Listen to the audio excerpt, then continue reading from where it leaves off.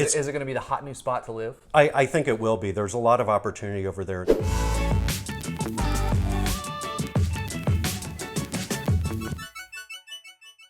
Hi, welcome to See You Live. My name is Walker Evans. I'm the co-founder of ColumbusUnderground.com. Joining me today is Marc Conte, the Deputy Director at the Capitol Crossroads Special Improvement District. Thanks for having me. Yeah, thanks for being here. Wanted to talk a little bit with you today about the Discovery District. The CID just put together their annual report, the state of downtown. The Discovery District is a sub-neighborhood of downtown. How do you describe the Discovery District to someone who's never heard of it? Really, I usually just say it's the eastern half of downtown. Easy. Yeah. Yeah, so kind of, I think a long time it's been most known for a lot of the institutions that call that home. So everything from the Columbus Museum of Art to the Columbus Main Library, the colleges like CCAD, Franklin, Columbus State. It's very institutional. Is that fair to say? Very fair to say. Yeah. And two large companies as well, Encova and State Auto. Yeah. As well as the Topiary Park, nice kind of central park space there. A portion of the Discovery District, as you get closer to I-71, is pretty residential. Some of the streets back there, like Franklin, feel almost like German Village, a lot of brick streets and things like that. So it's been sort of like a sleepy residential chunk of downtown, but according to the annual report, it looks like there's a lot of new residential development happening or planned in that area. Is that fair to say? Yes. Yeah. Easy. What do you think those changes in the residential makeup would mean for the Discovery District? Is it going to be the hot new spot to live? I think it will be. There's a lot of opportunity over there in the Discovery District, and I'm hard pressed to think of another downtown that has all of those amenities so close to each other and be able to walk to all of them.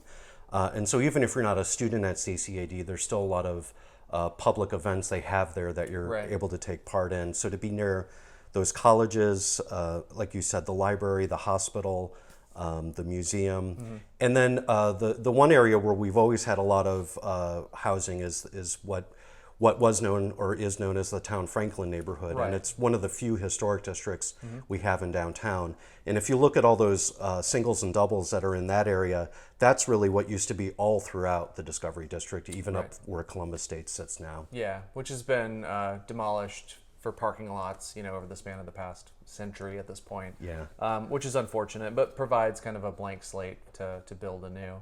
I was looking in it. I saw that there were a combined total of 607 units, kind of centered around Oak and Grant, between the 303 Oak Street building and then what's being built all down along the Topiary Park.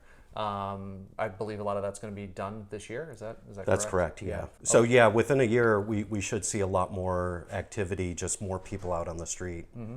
With all of downtown housing stock being limited, prices are going to be higher, than other neighborhoods to some extent. But do you think the Discovery District could offer, a more affordable alternative in the future as more housing starts getting built over there? That's a good question, because really the proximity, especially for somebody who's going to live downtown, the proximity to everything is still very much like every other part of downtown. So from that standpoint, there's no sort of liability to being in the Discovery District. So I don't know if that'll get you a break on the rent. I think a lot of it's just going to be determined by how big the unit is and what kind of finishes or amenities are there.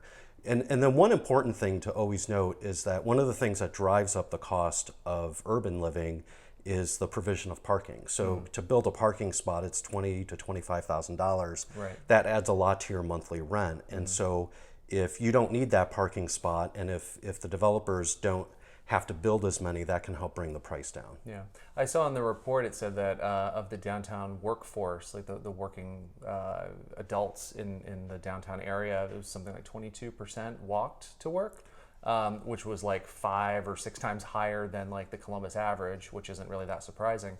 Do you think the Discovery District, could start to get away with building fewer parking spots for new residents if you work at the library or you work at Grant Hospital and you live 2 blocks away, you probably don't need a car, right? Right. And the great thing about downtown is there's no parking requirement. That was done away with as part of the downtown zoning code. So it's really up to the developer to build as many that they think they need in order to rent or sell the units. Yeah.